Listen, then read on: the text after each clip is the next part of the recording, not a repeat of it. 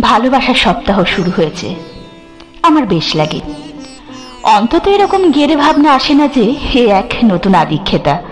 আমাদের সময় এত ঢাক পেটানো ছিল না।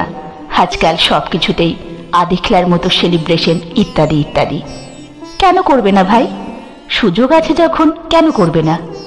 কারো ক্ষতি করে তো উদযাপন করছে না। প্রতি মুহূর্তেই লড়াই এবং বিরুদ্ধতার মধ্যে কেউ যদি ভালোবাসার উদযাপন করতে চায় তাকে উৎসাহ দেওয়া উচিত।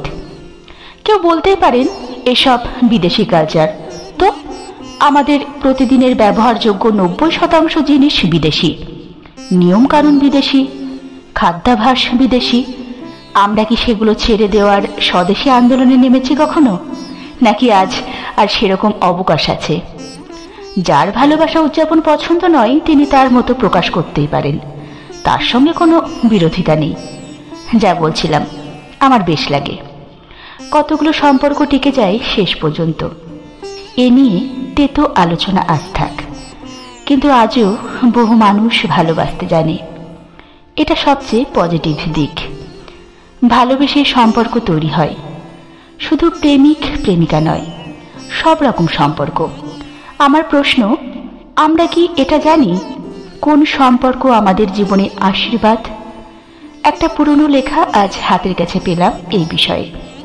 দিনের শেষে যে যে সম্পর্ক শুধুমাত্র ভালোবাসা এবং সহমর্মিতায় বেঁচে থাকে, আমার ভাবনায় সেগুলো সবই ভ্যালেন্টাইন।